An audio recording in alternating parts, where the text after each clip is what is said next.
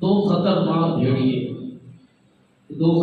بھیڑیے ایسے بھیڑیے ہیں جو انسان کے ایمان کو نوچ ڈالتے ہیں۔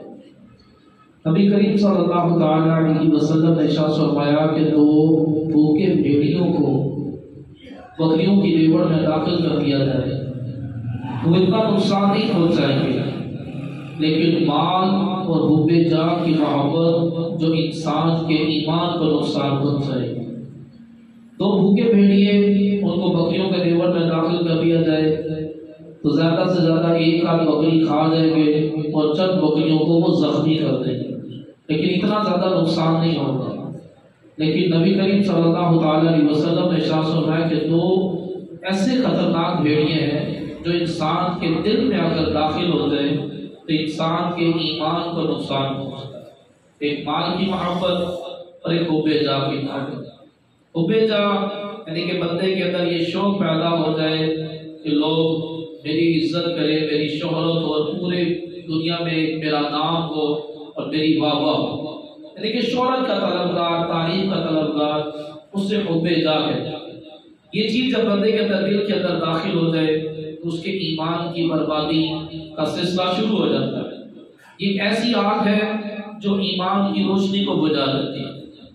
مال کی خاطر بندہ در بدر کی ٹھوکریں کھاتا ہے، لیکن عزت کی خاطر بندہ اپنا مال بھی قربان کر دیتا ہے، بسا اوقات اپنی جان بھی قربان کر دیتا ہے۔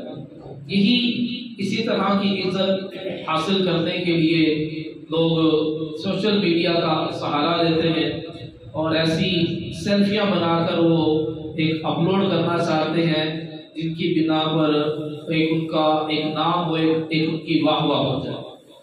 جاپان کا ایک شخص وہ تاج محل آگرہ ہند میں رائل گیٹ کی سیڑھیاں چڑھتے ہوئے سیلفی لینے کی کوشش کر رہا تھا۔ اسی دوران سیڑھیوں سے گرا اور جان سے ہاتھ دھو بیٹھا، اور یہ شہرت حاصل کرنے کے لیے اس نے اپنی زندگی داؤ پہ لگا دی۔ روس کے دو جوانوں نے ایک بار دستی بم ہاتھ میں لیا اور اس کی پن نکالتے وقت انہوں نے اس کا ایک کلپ بنانا تھا، ایک سیلفی بنانی تھی۔ وہ پن نکالتے ہوئے انہوں نے وہ سیلفی لینا چاہی تو اسی دوران وہ بم پھٹا اور دونوں وہ روسی نوجوان موت کے گھاٹ اتر گئے۔ راولپنڈی پاکستان کا ایک لڑکا ریلوے ٹریک پر کھڑے ہو کر چلتی ٹرین کے ساتھ اس نے کلپ بنانا چاہا، سیلفی لینا چاہی، اس کی وہ کوشش کر رہا تھا اور اسی دوران وہ ٹرین سے ٹکرا گیا، اسی موقع پر اس نے دم توڑ دیا۔ ایسے اور بھی کئی عبرتناک واقعات ہیں۔ سفر حج اور عمرے کے دوران بھی سیلفی کے شوقین اپنا شوق پورا کرتے دکھائی دیتے ہیں۔ حجر اسود کو بوسہ دیتے ہوئے، سعی کے دوران، طواف کرتے وقت، یہاں تک کہ مدینہ منورہ میں معاجہ شریف اور اس کی بھی لوگ سیلفی بنا رہے ہوتے ہیں۔ ایسے بے باک ہیں کہ جو سیلفی کے شوق میں وہ معاجہ شریف کی طرف پیٹ کر لیتے ہیں۔ معاجہ شریف کی طرف پیٹ کرنا ایسے جیسے نبی پاک صلی اللہ تعالی علیہ وسلم کو بندہ پیٹ کر رہا ہے۔ کاش کہ ہمارا یہ ذہن بن جائے کہ سفر حرمین سیلفی بنانے کے لیے نہیں، ثواب کمانے کے لیے ہوتا ہے۔ بہرحال شہرت کی خاطر لوگ نہ جانے کیسے کیسے خطرے مول لیتے ہیں، مال خرچ کرتے ہیں اور نہ جانے کیسے کیسے پاپڑ ملتے ہیں۔ اللہ پاک ہمیں شہرت کی محبت سے محفوظ فرمائے۔ یقین جانیے کہ شہرت اور عزت کی محبت سخت نقصان دہ ہے۔ پارہ 20 سورہ قصص آیت نمبر 83 میں اللہ تبارک و تعالیٰ ارشاد فرماتا ہے، یہ آخرت کا گھر ہم ان کے لیے کرتے ہیں جو زمین پر تکبر نہیں چاہتے اور نہ ہی فساد۔ یعنی کہ آخرت کا گھر جنت اس کے لیے ہے جو دنیا میں غلبہ اور بڑائی نہیں چاہتا، نہ گناہ کر کر زمین میں فساد پھیلانا چاہتا ہے۔ مسلمانوں کے چوتھے خلیفہ امیر المومنین حضرت علی المرتضیٰ شیر خدا رضی اللہ تعالیٰ عنہ فرماتے ہیں، جو بندہ یہ چاہے کہ میرے جوتے کا تسمہ دوسرے کے تسمے سے افضل ہو، وہ بھی اس آیت کے حکم میں داخل ہے۔ ہر بندہ چاہ رہا ہے کہ میرا موبائل دوسرے کے موبائل سے اچھا ہو، میرے کپڑے دوسروں کے کپڑوں سے زیادہ اچھے ہوں، برانڈ کے، میری گاڑی دوسروں کی گاڑی سے زیادہ اچھی ہو، میرا گھر دوسروں کے گھر سے زیادہ اچھا ہو۔ قربانی کا جانور بھی لیں گے تو اس میں بھی یہی کوشش ہوتی ہے کہ میرا قربانی کا جانور دیگر رشتہ داروں پڑوسیوں کے جانوروں سے زیادہ اچھا ہو۔ تو جو بندہ یہ چاہتا ہے، جس کے اندر یہ چیز پیدا ہو جائے، اس کے لیے آخرت میں کوئی گھر نہیں۔ اللہ اکبر۔ جوتے کا تسمہ تو دور کی بات، ہمارے ہاں تو ہر بات میں مقابلہ کیا جاتا ہے۔ میرا جوتا ایسا ہے ہوا تو لوگ دیکھ کر واہ واہ پکاریں گے، میرے کپڑے اعلیٰ ہو، میرا مکان، خوشبو بھی لگائیں گے تو کوشش ہوگی کہ ایسی خوشبو لگائیں گے لوگ عش عش کر اٹھیں، واہ واہ کر اٹھیں اور پوچھیں کہ بھائی کون سی خوشبو لگائی گئی۔ مکان کسی کا نہ ہو میرے جیسے مکان جیسا، میری گاڑی جیسی کسی کی گاڑی نہ ہو، غرض ہر چیز میں مقابلہ کیا جاتا ہے، اور اس مقابلے سے مقصود کیا ہوتا ہے؟ حب جاہ، شہرت، عزت، کہ لوگ مجھے دیکھیں اور دیکھتے ہی رہتے، میری چیزیں دیکھیں اور واہ واہ پکار اٹھیں۔ کہ عاشقان رسول صحابہ کرام علیہ رضوان ہمارے آئیڈیل ہیں، ہمارے لیے بہترین نمونہ ہے، ان کی بھی آپس میں مقابلے ہوتے ہیں۔ ایک ہمارا آپس میں مقابلہ ہوتا ہے کہ ہمیں نے دوسرے سے زیادہ اپنا سٹیٹس بڑھانا ہے، صحابہ کرام کا بھی آپس میں مقابلہ ہوتا تھا، ان کا مقابلہ یہ نہیں ہوتا تھا کہ میں نے اس سے زیادہ اپنا سٹیٹس بڑھانا ہے، ان کا مقابلہ ہوتا تھا کہ میں نے نیکیوں میں آگے بڑھنا ہے، میں نے نیکیوں میں ان کے مقابلے میں آنا ہے، ان سے آگے بڑھنا ہے۔ تو صحابہ کرام علیہ رضوان نیکیوں میں ایک دوسرے سے آگے بڑھنے کی کوششیں کرتے تھے۔ غزوہ تبوک کے موقع پر فاروق اعظم رضی اللہ تعالیٰ نے کہا کہ آج میں صدیق اکبر رضی اللہ تعالیٰ عنہ سے نیکیوں میں آگے بڑھ کر رہوں گا، آپ آدھا سامان لے کر آئے کہ تاکہ مجھے نیکیوں میں سے زیادہ آگے بڑھ جاؤں، اور صدیق اکبر رضی اللہ تعالیٰ عنہ اپنے گھر کا پورا سامان لے کر آئے۔ تو میرے محترم اسلامیوں، ہمیں بھی چاہیے کہ ہم نیکیوں کے معاملے میں ایک دوسرے سے مقابلہ کریں۔ صحابہ کرام علیہ رضوان میں باپ بیٹے میں جہاد میں شرکت کرنے کے لیے بحث ہوتی تھی، وہ کہتا باپ کہتا تھا میں نے جہاد میں جانا ہے، بیٹا کہتا تھا میں نے جہاد میں جانا ہے، دونوں کی بحث ہو جاتی، پھر قرآن اندازی ہوتی تھی، پھر جس کا نام آتا تھا وہ جہاد پر جاتا تھا، یعنی اس قدر ان کے اندر یہ جذبہ ہوتا تھا اچھے اعمال کرنے کا۔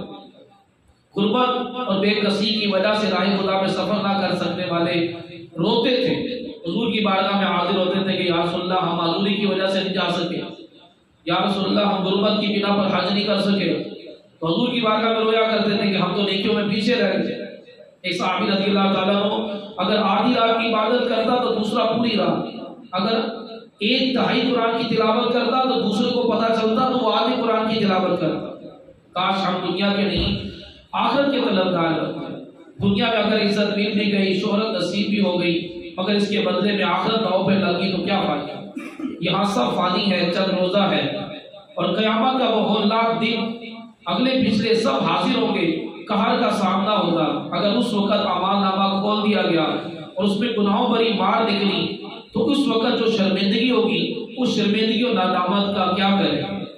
اللہ تبارک و تعالیٰ پارہ 4 سورہ آل عمران میں ارشاد فرماتا ہے کہ ہرگز نہ سمجھنا انہیں جو خوش ہوتے ہیں اپنے کیے پر اور چاہتے ہیں بے کیے کی تعریف ہو، ایسوں کو ہرگز عذاب سے دور نہ جاننا اور ان کے لیے دردناک عذاب ہے۔ اس کی تفسیر میں ہے کہ اس آیت میں اس کے لیے وعید ہے جو عزت کا طلبگار ہے، جو تعریف کا طلبگار ہے، جو شہرت کا طلبگار ہے، کہ لوگ میری تعریفیں کریں، میری شہرت ہو، اس کی تمنا میں جو مبتلا ہو۔ اللہ تبارک و تعالیٰ فرما رہا ہے کہ ایسوں کو ہرگز عذاب سے دور نہ جانا۔ جو چاہتا ہے کہ لوگ میرے شہدائی ہوں، ہر زبان پر میری تعریفیں ہوں، سب میرے کمالات کا اعتراف کریں، مجھے ہر جگہ عزت سے نوازا جائے، میں عالم نہیں ہوں پھر بھی مجھے علامہ کہا جائے، میں ملک و قوم کا خدمت گزار نہیں ہوں لیکن پھر بھی مجھے قوم کا موصل قرار دیا جائے، لوگ جھک کر مجھے سلام کریں، میرا تعارف بہترین القاب کے ساتھ ہو۔ ایسے شخص کو چاہیے کہ اپنے دل پر غور کر لے کہیں وہ حب جاہ کا شکار تو نہیں۔ اگر ایسا ہو تو اس آیت سے سبق حاصل کرے کہ اللہ کریم فرما رہا ہے کہ ایسا بندہ جس نے کیا کچھ بھی نہیں اور پھر بھی تعریف کا طلبگار ہے، فرمایا ایسے بندے کو عذاب سے دور نہ جانا، ان کے لیے دردناک عذاب ہے۔ تو نبی کریم صلی اللہ تعالی علیہ وآلہ وسلم نے ارشاد فرمایا کہ یہ جو دل میں حب جاہ اور مال کی محبت آ جاتی ہے، انسان کے ایمان کو بہت زیادہ نقصان پہنچاتی ہے۔ نبی کریم صلی اللہ تعالی علیہ وسلم نے ارشاد فرمایا کہ جو سنانا چاہے گا اللہ اسے سنا دے گا، جو دکھانا چاہے گا اللہ اسے دکھا دے گا۔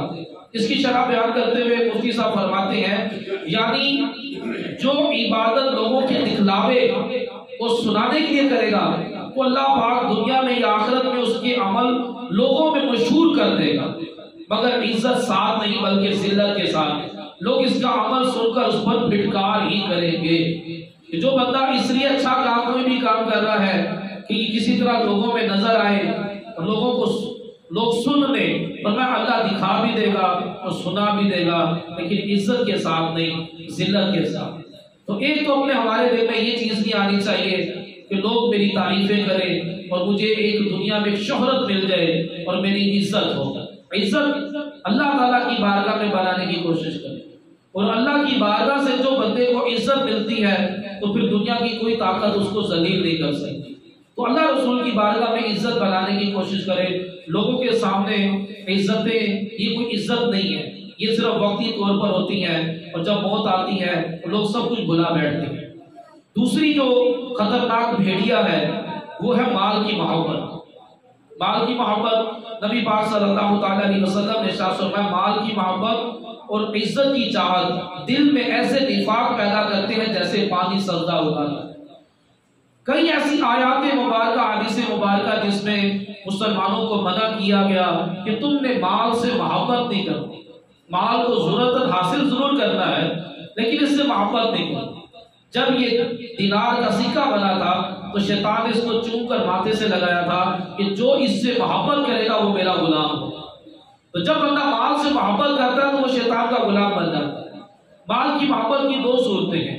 ایک صورت یہ ہے کہ آدمی کے دل میں مال کی بہت محبت ہو اور بندہ چاہتا ہے کہ میں راتوں رات امیر بن جاؤں اور میری فیکٹریاں ہوں، کوٹھی بنگلہ ہو، بینک بیلنس ہو، بڑی بڑی گاڑیاں ہوں، مگر مال کی پوری محبت کی وجہ سے وہ حرام کی طرف ہاتھ نہیں بڑھاتا، نہ ہی رشوت دیتا ہے، نہ کوئی سود کا لین دین کرتا ہے، کسی قسم کا کوئی حرام ذرائع کو اختیار نہیں کرتا، لیکن اس کی کوشش یہ سے پوری ہوتی ہے کہ میں کسی طرح سے جلدی جلدی مالدار بن جاؤں۔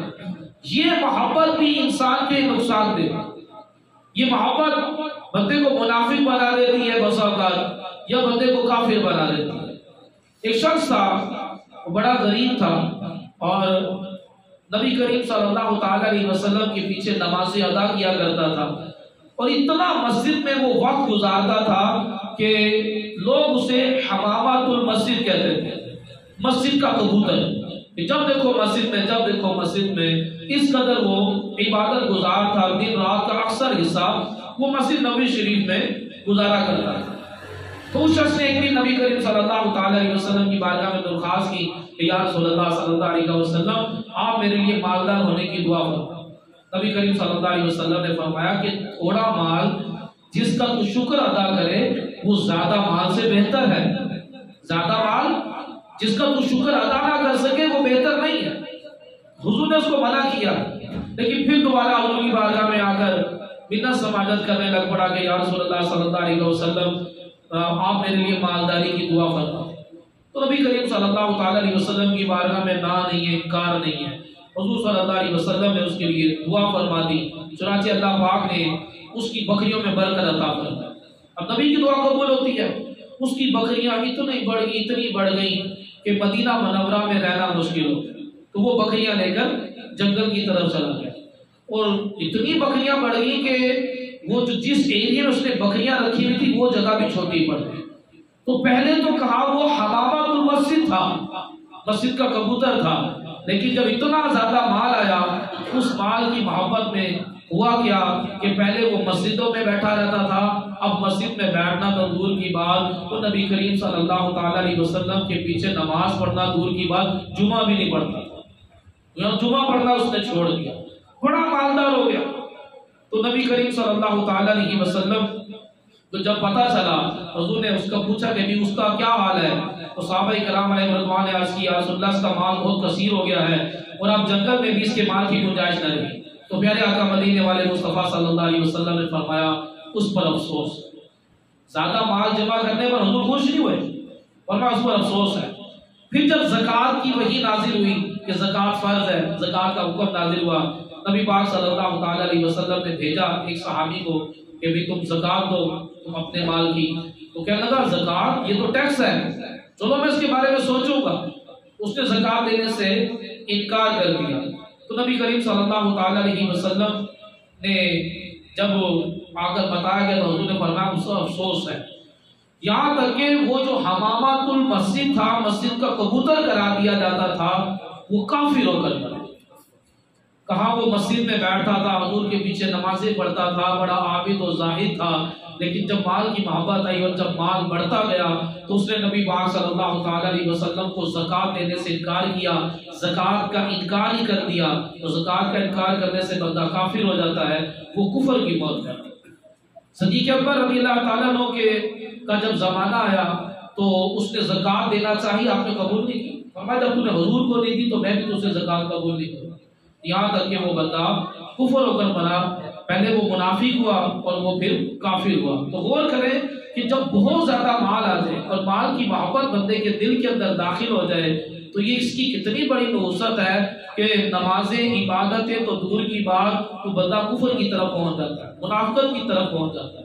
ایک بندہ مالدار ہے، وہ اپنے مال، اللہ تبارک و تعالیٰ نے دنیا میں اس کو بڑی اچھی نعمتیں دی ہیں، ایک اچھی سواری ہے، ایک اچھا بستر ہے، ایک اچھا گھر ہے، بڑی پیاری پیاری اللہ پاک نے اس کو نعمتیں دی ہیں۔ اس کو چاہیے کہ وہ اس مال کے ذریعے اس طرح سے اس کا استعمال کرے کہ اس کو مرنے کے بعد بھی اچھا بستر ملے، اس کو مرنے کے بعد بھی اچھا لباس ملے، اس کو مرنے کے بعد بھی اچھا باغ ملے، کہ اپنے مال کے ذریعے اپنی آخرت کو داؤ پہ نہ لگائے، اس سے اتنی محبت نہ کرے کہ اپنی آخرت کو برباد کر بیٹھے۔ تو مال جمع کرنے والا، مال کی محبت میں مبتلا ہونے والا، یہ منافقت کی طرف جو ہے وہ مبتلا ہو سکتا ہے۔ نبی کریم صلی اللہ تعالی علیہ وسلم نے ارشاد فرمایا کہ جائیدادیں نہ بناؤ۔ اللہ پاک ہمیں مال کی محبت سے محفوظ فرمائے، اور ایمان کی مضبوطی اور اخلاق کی کردار کی درستی میں اسی میں ہے کہ بندہ ہر پل موت اور قبر اور آخرت کو یاد رکھے۔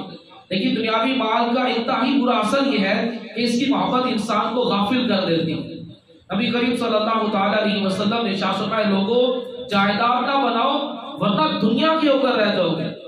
اب بندہ کہتا ہے کہ بس میری جائیدادیں بڑھتی جائیں، میری زمینیں بڑھتی چلی جائیں، وہ اسی کی طرف لگا رہتا ہے یہاں تک کہ عبادت سے غافل ہو جاتا ہے، آخرت کی تیاری کرنا اس کے لیے مشکل ہو جاتی ہے۔ حدیث پاک میں ایک مرتبہ ایک شخص بارگاہ رسالت میں حاضر ہوا، عرض کی یا رسول اللہ صلی اللہ علیہ وسلم مجھے کیا ہو گیا ہے کہ میں موت کو پسند نہیں کرتا۔ حالانکہ موت کو پسند کرنا چاہیے، حضور کا فرمان ہے موت کو اچھا جانو، موت کو پسند کرو، کیونکہ موت آئے گی تو بندہ رب تعالیٰ سے ملاقات کرے گا، نبی علیہ السلام کا دیدار کرے گا۔ اس نے کہا عرض کی آسنا میں موت کو پسند نہیں کر رہا، میرے دل میں میرا دل دنیا کی طرف مائل ہے، میں اپنے دل میں آخرت کی طرف میلاد کم پاتا ہوں۔ موت جو جنت کی طرف پہنچانے کا راستہ ہے، اور جنت کی طرف پہنچانے کا ایک ذریعہ ہے، لیکن مجھے موت پسند نہیں ہے۔ نبی کریم صلی اللہ تعالی علیہ وسلم نے ارشاد فرمایا کیا تمہارے پاس مال ہے؟ عرض کی جی ہاں۔ فرمایا کہ اپنا مال آخرت کے لیے صدقہ خیرات کر کر آگے بھیج دو، کیونکہ آدمی کا دل اپنے مال کے ساتھ ہوتا ہے، اگر یہ اپنے مال کو آگے بھیج دے تو اس سے ملنا چاہتا ہے، اور اگر مال کو پیچھے چھوڑ دے تو اس کے ساتھ پیچھے رہنا چاہتا ہے۔ یعنی کہ جب بندے کا کافی سارا مال ہوگا نا، خرچ کرنے کے لیے وقت بھی تو چاہیے نا، تو بندہ کہے گا نا میرے پاس اتنا مال ہے، مجھے ابھی زندگی کافی چاہیے تاکہ میں اس مال کے ذریعے کافی زیادہ عیاشیاں کر سکوں، تو اب وہ موت کو پسند نہیں کرے گا۔ زیادہ مال والا کبھی بھی موت کو پسند نہیں کرے گا، وہ یہی چاہے گا کہ میں اس مال کے ذریعے دنیا میں جو عیاشیاں کرنی ہے میں اور زیادہ کروں۔ حضور نے فرمایا اس مال کو آگے بھیج، جب تو اس مال کو آگے بھیج دے گا تو اس سے ملنا چاہے گا، کیونکہ اس مال کے بدلے میں جو جنت ملی ہے وہ جنت لینا چاہے گا۔ تو اب بندے کی تمنا ہوگی کہ میں نے اللہ کی راہ میں مال خرچ کیا ہے، میں نے اللہ کی راہ میں مال قربان کر دیا ہے، میں نے مسجدیں بنا دی ہیں، میں نے مدرسے بنائے ہیں، میں نے صدقہ خیرات کر دی ہے، اللہ پاک مجھے اس کے بدلے میں جنت عطا فرمائے گا، مجھے جلدی جلدی موت آئے، اب وہ موت کو پسند کرے گا۔ ادروائز بندہ موت کو پسند نہیں کرتا۔ جو اچھی اعمال کر رہا ہوتا ہے، جو آخرت کی تیاری کر رہا ہوتا ہے، اس کو موت پسند ہوتی ہے کہ جلدی موت آئے گی، میں رب سے ملاقات کروں گا اور اللہ پاک مجھے جنت عطا فرمائے۔ یہ کھلی حقیقت ہے کہ مال جب تک ہمارے پاس ہو، چاہے تجوری بھری بھی ہو، ہم کروڑوں روپے کے مالک ہوں، یہ مال ہمیں بالکل نفع نہیں پہنچا سکتا۔ مال کا فائدہ اس وقت ہوتا ہے جب آدمی اسے خرچ کرتا ہے۔ مال کو خرچ کرنے کے لیے وقت چاہیے، زندگی چاہیے، سانسیں چل رہی ہوں، تب ہی آدمی مال سے فائدہ اٹھا سکتا ہے۔ مگر معاملہ ایسا ہے کہ آدمی مال کے پیچھے بھاگتا ہے، روپیہ روپیہ کر کر مال جمع کرتا ہے اور اس کی تجوری میں مال بڑھتا جاتا ہے، بینک بیلنس میں اضافہ ہوتا جاتا ہے، لیکن آپ اس کے ساتھ ساتھ زندگی کم ہوتی چلی جاتی ہے، ادھر تجوری بھر جاتی ہے، ادھر زندگی ختم ہو جاتی ہے۔ کہ سیٹھ جی کو فکر تھی کہ ایک کے 10 کیجئے، موت آ پہنچی کہ مسٹر جان واپس کیجئے۔ تو لوگ بندہ تمنا تھا کہ میرا مال میں اضافہ ہوتا رہے، ادھر مال بڑھتا گیا، ادھر زندگی کم ہوتی تھی، اور یہاں تک کہ اس کو موت نے آ گھیرا۔ نبی کریم صلی اللہ تعالی علیہ وسلم نے ارشاد فرمایا ہر انسان کے 3 ساتھی ہیں، ایک ساتھی اس کی زندگی تک ساتھ دیتا ہے، دوسرا قبر تک ساتھ دیتا ہے، اور تیسرا قیامت تک ساتھ دے گا۔ فرمایا جو بندے کی زندگی کے ساتھ دیتا ہے وہ بندے کا مال، ادھر بندہ مرتا ہے اور مال اس کا ساتھ چھوڑ دیتا ہے۔ دوسرا ساتھی جو قبرستان تک ساتھ دیتا ہے، اس کے 2 سباب رشتے دار جو اس کو قبرستان تک ساتھ دیتے ہیں، اس کے بعد وہ بھی اس کو چھوڑ کر آ جاتے ہیں۔ جو قیامت تک جو بندے کا ساتھ دیتا ہے وہ ہے بندے کے اعمال۔ تو نبی کریم صلی اللہ علیہ وسلم نے ارشاد فرمایا سب سے بہترین ساتھی جو ہے وہ نیکیاں ہیں، نیکیوں کے ساتھ ایک اپنا رشتہ مضبوط کرو، یہی نیکیاں بندے کو قبر میں اس کو عذاب سے بچائیں گی، قبر جنت کا باغ بنائیں گی، یہی نیکیاں قیامت والے دن رب کی رحمت سے اس کو جنت دلوائے گی۔ تو نیکی سے بڑھ کر کوئی اچھا ساتھی نہیں، نیکی سے بڑھ کر کوئی رشتہ دار نہیں۔ دوسری مال کی محبت ہے، اسے شحن کہتے ہیں۔ شحن یعنی کہ ایسی مال کی لالچ کہ امیر و کبیر بننے کے لیے وہ اب حرام کی طرف بھی ہاتھ بڑھاتا ہے۔ پہلا جو تھا وہ حرام کی طرف ہاتھ نہیں بڑھا رہا تھا، بس یہ تھا کہ میرا مال بڑھتا جائے، وہ بھی نقصان دہ تھا۔ یہ دوسری محبت جو ہے وہ ایسی محبت ہوتی ہے کہ وہ حرام کی طرف بھی ہاتھ بڑھانا شروع کر دیتا ہے، اسے شحن کہتے ہیں۔ اللہ تبارک و تعالیٰ نے ارشاد فرمایا کہ وَمَن يُوقَ شُحَّ نَفْسِهِ فَأُولَٰئِكَ هُمُ الْمُفْلِحُونَ، کہ جو بندہ دل کی لالچ سے بچا لیا گیا وہ کامیاب ہو گیا۔ یعنی کہ یہ وہ لالچ ہے کہ بندہ حد سے آگے گزر جاتا ہے، وہ حلال تو حلال، حرام کی طرف بھی ہاتھ ڈالنا شروع کر دیتا ہے۔ حضرت ابو ہریرہ رضی اللہ عنہ سے روایت، اللہ پاک کے آخری نبی صلی اللہ علیہ وسلم نے ارشاد فرمایا شحن یعنی مال کی انتہائی محبت اور ایمان کسی بندے کے دل میں جمع نہیں ہو سکتا۔ ایسا نہیں ہو سکتا کہ مال کی لالچ بھی دل میں ہو اور ایمان بھی دل میں ہو، یہ دونوں چیزیں ایک جگہ پر جمع نہیں ہو سکتی۔ اگر شحن ہے تو ایمان نہیں ہے، اور اگر ایمان ہے تو پھر شحن یہ چیز نہیں ہو سکتی۔ اللہ تبارک و تعالیٰ نے قرآن مجید فرقان حمید میں ارشاد فرمایا الذی جمع مالا وعددا، جس نے مال جوڑا اور گن گن کر رکھا، یحسب ان مالہ اخلدا، اور وہ سمجھتا ہے کہ اس کا مال دنیا میں ہمیشہ رہے گا، کلا لینبذن فی الحطمہ، نہیں ہرگز نہیں، ضرور بھی ضرور وہ چورا چورا کر دینے والی میں پھینکا جائے گا۔ وما ادراک ما الحطمہ، اور تو نے کیا جانا چورا چورا کر دینے والی کیا ہے؟ نار اللہ الموقدہ، وہ اللہ کی بھڑکائی ہوئی آگ ہے، اللہ کی تطلع علی الافئدہ، جو دلوں پر چڑھ جائے گی۔ فَإِنَّهَا عَلَيْهِ مُؤْصَدَةٌ، اور بے شک وہ ان پر بند کر دی جائے گی، فی عَمَدٍ مُمَدَّدَةٍ، اور لمبے لمبے ستونوں میں۔ اس کی تفسیر میں لکھا ہے کہ جو شخص حرام ذرائع سے مال جمع کرتا ہے، اپنے مال سے شرعی حقوق ادا نہیں کرتا، مال جمع کرنے میں ایسا مشغول ہو جاتا ہے کہ آخرت کو بھول جاتا ہے، ایسا شخص کیا یہ سمجھتا ہے کہ اسے دنیا میں ہمیشہ رہنا ہے؟ کیا اس کا مال اس سے موت سے بچا لے گا؟ اس کے بھروسے پر یہ مال کی محبت میں مست رہتا ہے، نیک اعمال کی طرف مائل نہیں ہوتا۔ نہیں نہیں، ہرگز ایسا نہیں ہوگا، بلکہ وہ ضرور ضرور جہنم کے چورا چورا کر دینے والے طبقے میں پھینکا جائے گا، جہاں آگ اس کی ہڈیاں پسلیاں توڑ ڈالے گی، اور تم کیا جانو وہ چورا چورا کر دینے والی کیا ہے؟ وہ اللہ پاک کی بھڑکائی ہوئی آگ ہے جو کبھی ٹھنڈی نہیں ہوتی۔ یہ آگ جسم کے ظاہری حصے کو بھی جلائے گی اور جسم کے اندر پہنچ کر دل کو بھی جلا ڈالے گی۔ بے شک مال کے ایسے حریصوں کو آگ میں ڈال کر دروازے بند کر دیے جائیں گے۔ بھائیو ہر دم بچو تم حب جاہ اور مال سے، ہر گھڑی چوکس رہو شیطان کی اس چال سے۔ مالداروں کی خوشامد میں ہلاکت ہے بڑی، تو گناہوں میں پڑے گا آئے گی شامت تیری۔ کان دھر کے سن، نہ بننا تم مال کا مال، نہ بننا تم ہن سے مال و زر، کل کلام اختیار بھائی تھوڑے رزق پر۔ تو میرے پیچھے اسلام بھائیو، یہ مال و دولت کی محبت یہ دنیا کی آخرت کو تباہ و برباد کر کر رکھ دیتی ہے کہ دلا غافل نہ ہو یکدم یہ دنیا چھوڑ جانا ہے، باغیچے چھوڑ کر خالی زمین اندر سمانا ہے، نہ بیلی ہو سکے بھائی نہ بیٹا باپ تے مائی، تو کیوں پھرتا ہے سودائی عمل نے کام آنا ہے۔ عزیزہ یاد کر جس دن اسرائیل آویں گے نہ کوئی جاوے تیرے ساتھ، اکیلا تو نے جانا ہے، جہاں کے شکل میں شاغل خدا کی یاد سے غافل کرے دعویٰ یہ دنیا میرا دائم ٹھکانہ ہے۔ تو میرے محترم اسلامیوں، اگر بندے کے پاس مال آئے تو شرعی طریقے سے اس کو خرچ کرتا رہے، شرعی طریقے سے اسے حاصل کرے، وہی مال بندے کے لیے بہترین مال ہے کہ جو مال بندے کو تکبر میں مبتلا نہ کرے، وہ مال جو بندے کی نماز میں رکاوٹ نہ بنے، وہ مال جو بندے کے لیے آخرت کی تیاری میں رکاوٹ نہ بنے، یہ مال بندے کے لیے بڑا بہترین مال ہے۔ لیکن جس مال نے بندے کو نماز سے روک دیا، جس مال نے بندے کو تکبر کے اندر مبتلا کر دیا، اور جس مال کو بندے نے حرام طریقے سے حاصل کیا، یہ مال اس کو تباہ و برباد کر کے رکھ دے گا۔ جس مال کی زکات نہیں نکلی ہوتی تو قیامت والے دن وہ مال ایک بہت بڑا اژدہا بن جائے گا، اژدہا بن کر قیامت والے دن اس کو نوچے گا، اس کو ڈسے گا اور کہے گا میں ہوں تیرا مال، میں ہوں تیرا سونا، میں ہوں تیرا چاندی، میں ہوں تیرا خزانہ۔ لوگ حساب دے رہے ہوں گے لیکن زکات نہ دینے والا اس کو سانپ بچھو اس کو ڈس رہے ہوں گے۔ یہ ابھی تو قیامت والا معاملہ ہے، جہنم والا معاملہ ابھی تو باقی ہے۔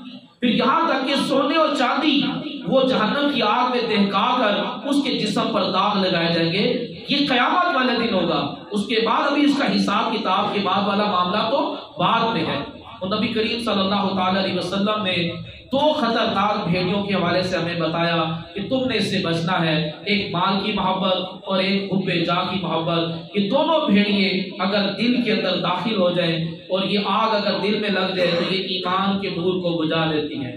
دل کے اندر جب ایمان کی روشنی بڑھتی جاتی ہے تو اس کے اعضاء سے وہ ایمان اس کا ظاہر ہوتا ہے کہ اس کے اخلاقیات بہتر ہوتے ہیں۔ جب یہ روشنی کم ہوتی چلی جائے تو اس کے ظاہر سے لگتا نہیں ہے کہ یہ مسلمان ہے، کیونکہ اس کی ایمان کی روشنی بالکل کمزور پڑتی چلی جا رہی ہے۔ اور یہ کمزور کب پڑتی ہے کہ جب دل میں مال کی محبت آ جاتی ہے، اور مال کی محبت اور ایمان یہ دونوں ایک جگہ پر جمع نہیں ہو سکتے۔ تو میرے محترم اسلام بھائیوں، زندگی برف کی طرح پگھلتی چلی جا رہی ہے، ہمارا ہر سانس موت کی طرف ایک قدم ہے، اور ان قریب اچانک موت آ جائے گی اور ہمیں اندھیری قبر میں اتار دیا جائے گا۔ تو بندے کو چاہیے کہ ہر وقت آخرت کو یاد رکھے، آخرت کی تیاری کرتا رہے، نماز کی پابندی کرے، مال کو حاصل کرنے میں حرام طریقہ اختیار نہ کرے، اور مال کو حاصل کرنے میں اتنا زیادہ اس سے محبت نہ کرے کہ بندہ آخرت کی تیاری نہ کر سکے۔ یاد رکھیں، غریب لوگ بھی کامیاب نہیں ہیں اور مالدار بھی کامیاب نہیں ہے۔ جو جھونپڑی میں بیٹھا ہوا ہے اور اگر وہ نماز کی پابندی نہیں کر رہا، آخرت کی تیاری نہیں کر رہا، تو وہ بھی کامیاب نہیں ہے۔ اور جو بڑے بڑے محلات میں بیٹھا ہوا ہے اور وہ بھی اگر آخرت کی تیاری نہیں کر رہا، نماز کی پابندی نہیں کر رہا، تو وہ بھی کامیاب نہیں ہے۔ بھلے جھونپڑی میں رہنا والا ہو یا محلات میں رہنے والا ہو، سب کی قبر 2 گز کی ہے، سب کا کفن وہ 3 کپڑوں والا ہی ہے۔